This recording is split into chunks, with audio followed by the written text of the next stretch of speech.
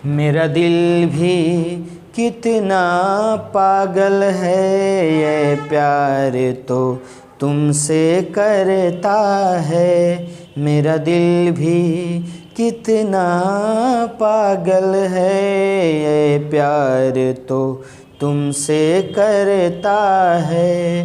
पर सामने जब तुम आते हो, पर सामने जब तुम आते हो, कुछ भी कहने से डरता है। नमस्कार मेरे दोस्तों, मेरे प्यारे प्यारे बच्चों, मैं आप सभी के बीच में एक नया टॉपिक और बिल्कुल सदुपयोगी टॉपिक लेकर के आया हूं। और उस टॉपिक का नाम हमारे आपको स्क्रीन बोर्ड पे, डिजिटल बोर्ड पे पीछे दिखाई दे रहा होगा।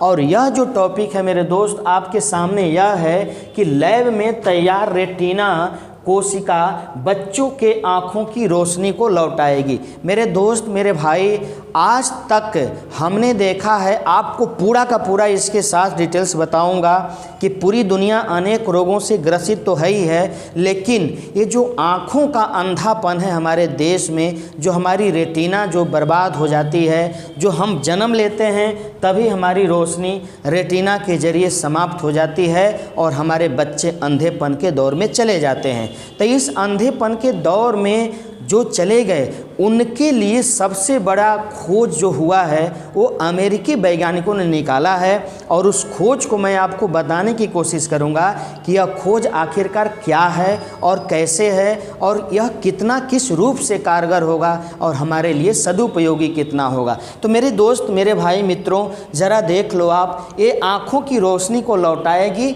जो तैयार लैब में रेटिना है। ठीक है, अब तक जो ये वाला कंडीशंस है, भारत में अब तक 2022 तक पूरे हमारे देश में 20 लाख बच्चे क्या हैं, अंधेपन के दौर में जी रहे हैं। 20 लाख, आप सोचिए अब ज़रा।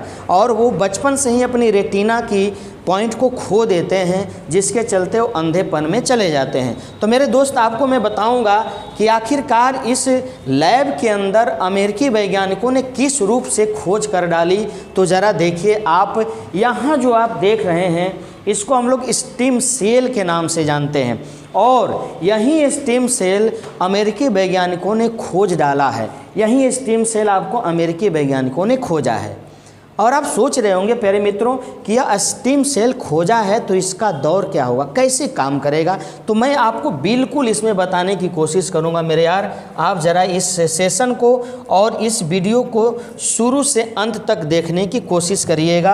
अगर आप इस पर नए होंगे तो हमारे इस चैनल को ज़रूर से ज़रूर सब्सक्राइब कर दीजिएगा। चिकित्सा की तमाम उपलब्धियों के बाद भी अंधेपन का इलाज संभव नहीं है। तमाम उपलब्धियों के बाद भी मेरे दोस्त अंधेपन का इलाज संभव नहीं है। ये एकदम बिल्कुल है, करेक्ट है। अगर हो पाता तो 20 लाख अब तक हमारे देश में, 20 लाख अब तक हमारे देश में जो मासूम है ना, वो अंधेपन के दौर में गुजर रहे हैं।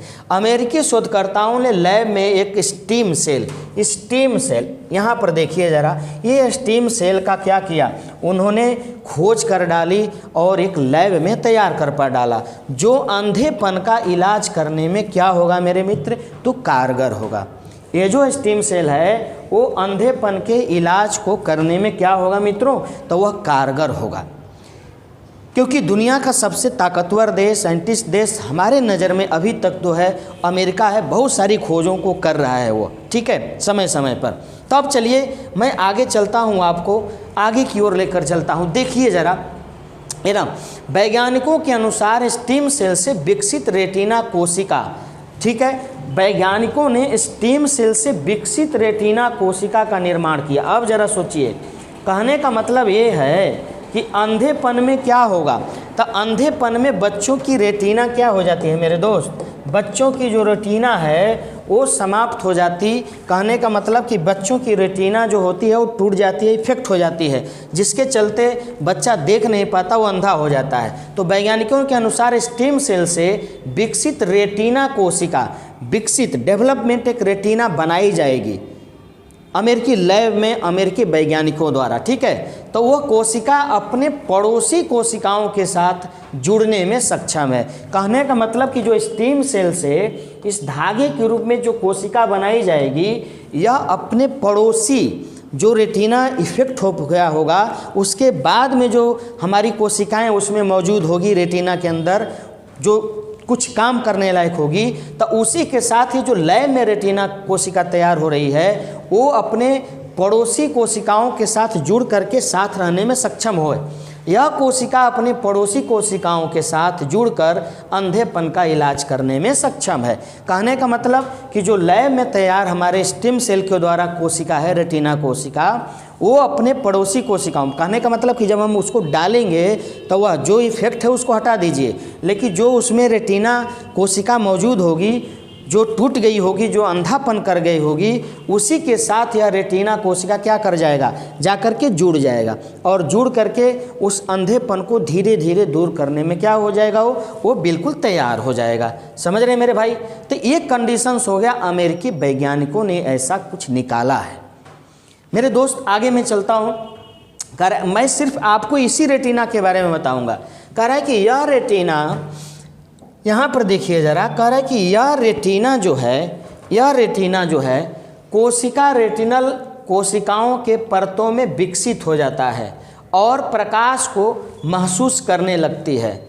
यहाँ पर अब समझिए, कह रहा है कि यह जो रेटिना कोशिका है उसके कोशिकाओं के परतों में विकसित हो जाता है। मतलब जो हमारी रेटिना की परतें खराब हुई थी उसकी परत में जा कर के रेटिना कोशिका क्या हो जाती है, चिपक जाती है, और चिपक करके जो प्रकाश होता है ना, उस प्रकाश को महसूस करने लगता है। मतलब जो लाइट होता है उस लाइट को महसूस करने लगता है। क्योंकि आप सभी जानते हैं कि लाइट जो होता है जब किसी वस्तु पर पड़ता है और उस वस्तु पर पड़ने के बाद वहाँ से उसका रिफ्लेक्स होता है और रिफ्लेक्शन होता है, तो वो रिफ्लेक्शन लाइट हमारे आँखों तक अगर पड़ता है तब हम किसी वस्तु को देख पाते हैं। सिंपल सी कहानी है।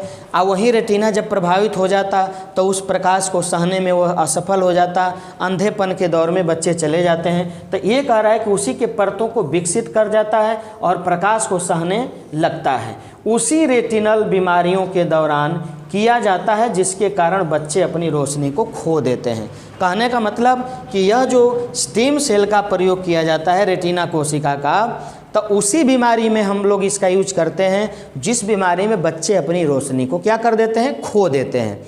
कहने का मतलब कि प्रकाश वो नहीं सहन कर पाए, अपनी रोशनी को खो पाए, किसी वस्तु को देख नहीं पाते हैं, तो इसका जो प्रयोग होगा रेटिना कोशिका का, तो वो उसी रोगों के लिए होगा जिस रोग के दौरान बच्चे क्या हो जाएंगे, अपनी आँखों की रोशनी खो देते हैं। समझ रहे हैं आप। तो ये है अमेरिकी वैज्ञानिकों का योगदान। कह रहा है कि यह रेटिना कोशिका विशिष्ट धागे की तरह होती है। यहाँ स्वस्थ रेटिना में विभिन्न तरंगदैर्घ्य और प्रकाश की तीव्रता की तरह प्रतिक्रिया करती है। मेरे दोस्त यह कह रहा है कि ये जो रेटिनल कोशिका बनाया है अमेरिकी वैज्ञानिकों ने, तो यह बिल्कुल कोशिका धागे की तरह होता है, पतला पतला होता है, बिल्कुल धागे की तरह होगा। जैसे कि ये है, आपको देख ले, जैसे कि यहाँ है, आपको एकदम बिल्कुल स्टिम पतला धागे की तरह होगा। और यह रेटिना में विभिन्न तरंगदैर्घ्य और प्रकाश की तीव्रता को क्या करता है, उसके साथ प्रतिक्रिया करता है। अरे भाई, जब प्रतिक्रिया ही नहीं करेगा प्रकाश से तो फिर हम कैसे किसी वस्तु को देख पाएंगे। ठीक है।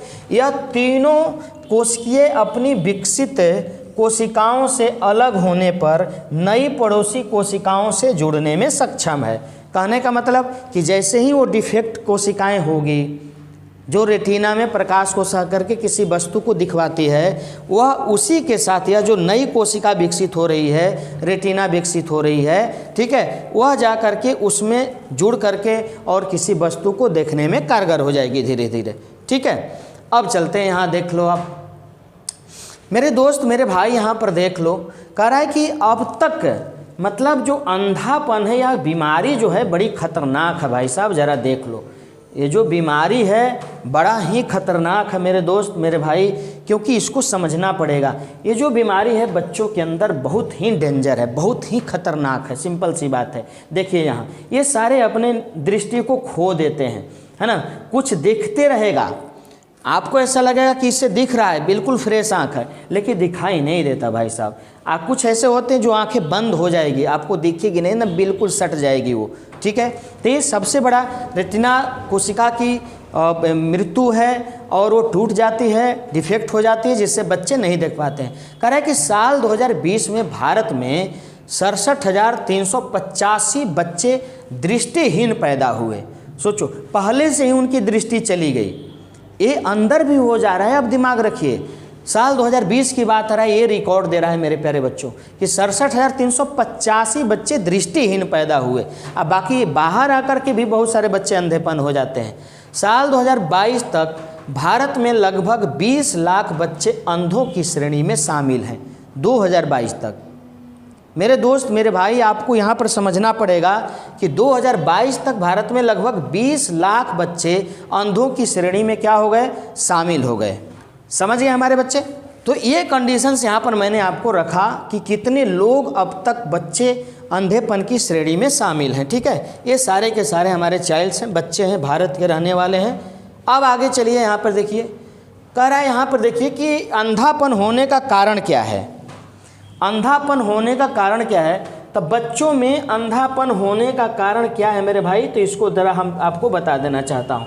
देखिए ज़रा ये वजह क्या है इसके अंधेपन का, बच्चों में अंधेपन का होने का।